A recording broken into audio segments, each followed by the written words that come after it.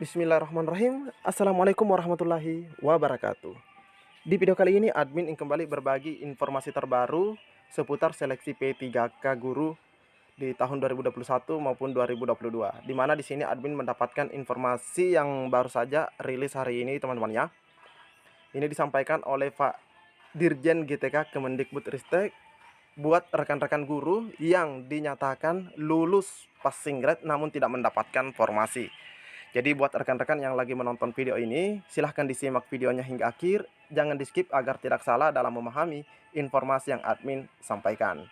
Dan buat rekan-rekan yang akan mengikuti tes P3K tahap 3, silahkan juga menyimak karena pastinya teman-teman juga akan masuk dalam informasi yang admin sampaikan ini. Namun sebelum kita lanjut, buat rekan-rekan yang baru saja menemukan channel ini, silahkan tekan tombol subscribe.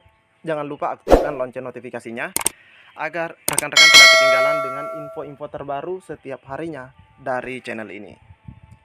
Jika sudah, admin ucapkan terima kasih, dan jika ada suara-suara berisik, abaikan saja. Oke, kita lanjut ke info intinya.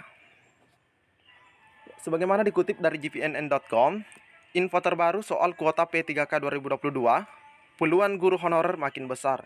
Nah, di sini diinformasikan juga mengenai kuota P3K 2022, teman-teman ya. Dan ini merupakan informasi di hari ini, 30 Januari 2022, lebih tepatnya di hari Minggu.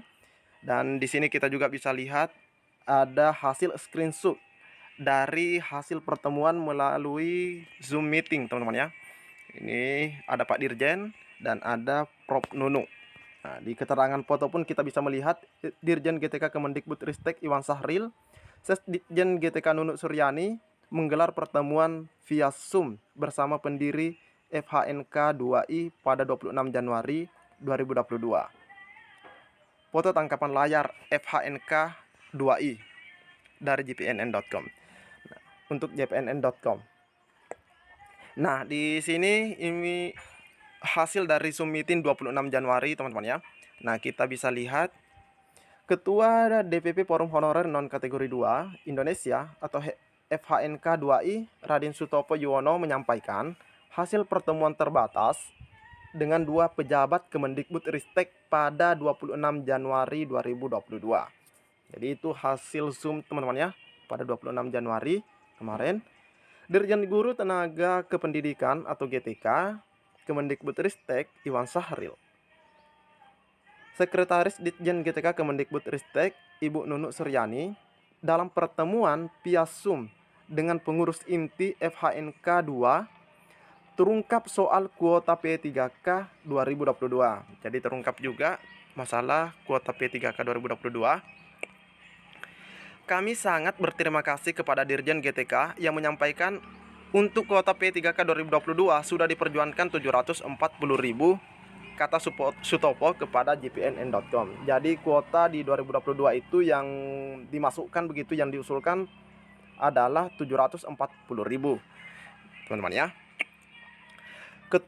Kuota tersebut lanjutnya bukan hanya untuk guru honorer di bawah Kemendikbudristek, tetapi juga Kementerian Agama. Jadi 740.000 ini adalah kuota untuk Kemendikbud dan juga untuk Kemenak, teman-teman ya.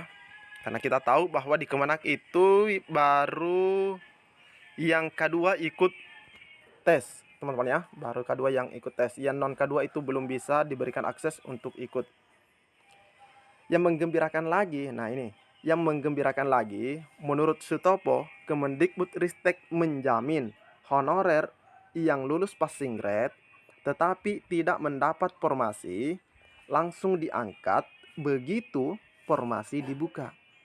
Jadi begitu formasi dibuka, katanya yang tidak lulus ini, yang tidak lolos, maksudnya lulus passing grade tapi tidak lolos mengisi formasi karena formasinya tidak ada, langsung diangkat begitu formasi sudah dibuka. Jadi teman-teman tidak perlu tes lagi, ujarnya. Jadi ini Pak Sutopo menyampaikan dari hasil Zoom meeting, teman-teman ya. Sutopo juga menyampaikan pesan dari Pak Iwan ya begitu, agar mendekati pemerintah daerah masing-masing untuk meminta kuota P3K 2022. Sebab anggarannya sudah disediakan Kementerian Keuangan. Dana P3K tidak bisa digunakan untuk keperluan lain. Ini sama persis yang disampaikan oleh Pak Nadiem, teman-teman ya, bahwa dana P3K itu tidak bisa digunakan untuk keperluan lain.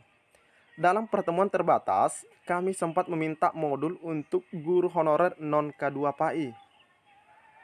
Bapak Dirjen berjanji akan menanyakan kepada Kementerian Agama. Dia berharap semua honorer K2, K1, dan non-K2 baik di Kementerian Agama dan Kementerian Pendidikan, Kebudayaan, Riset, Teknologi atau Kemendikbudristek lulus tes makin lega dengan adanya proses penetapan NIP dan SKP 3K pada Maret 2022. Jadi Pak Sutopo itu juga berharap agar NIP-nya begitu, SK-nya rekan-rekan itu sudah keluar pada Maret 2022. Tapi kalau kita lihat, kalau misalnya Maret, mungkin saja untuk tahap 1 dan tahap 2 juga sudah ada teman-teman ya SK-nya kalau Maret. Karena kita tahu bahwa pengisian DRH itu akan berakhir pada 4 Februari. Dan bahkan mungkin saja untuk yang di tahap 3 bisa saja juga ikut di situ SK-nya keluar. Bisa saja teman-teman ya. Karena untuk tahap 3 ini kita belum mendapatkan informasi apa-apa.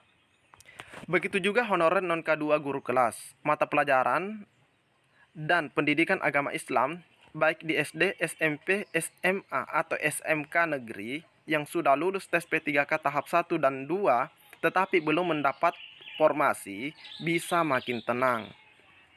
Sutopo menyarankan tetap fokus meminta kepada Pemda masing-masing agar ketika ada usulan formasi P3K 2022 non K2 AFAI langsung ditempatkan. Nah ini teman-teman ya. Jadi Pak Sutopo itu menyarankan kepada rekan-rekan untuk meminta agar Pemda mengusulkan formasinya. Kami mendengar langsung dari Bapak Dirjen GTK bahwa yang sudah lulus tes dan tidak mendapat formasi tidak perlu tes.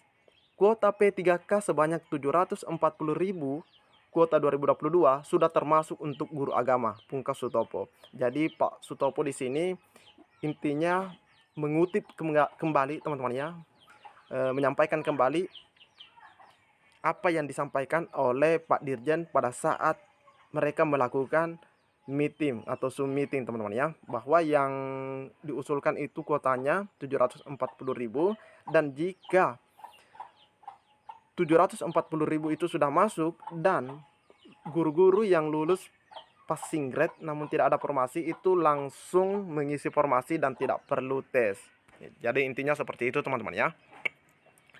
Jadi inilah informasi yang dapat admin sampaikan, yang mana ini disampaikan oleh Pak Sutopo yang dikutip langsung juga dari apa yang disampaikan oleh Pak Dirjen pada saat mereka melakukan Zoom meeting seperti itu teman-teman ya. Jadi mungkin cukup sampai di sini informasi yang dapat admin sampaikan. Lebih dan kurangnya mohon dimaafkan. Assalamualaikum warahmatullahi wabarakatuh.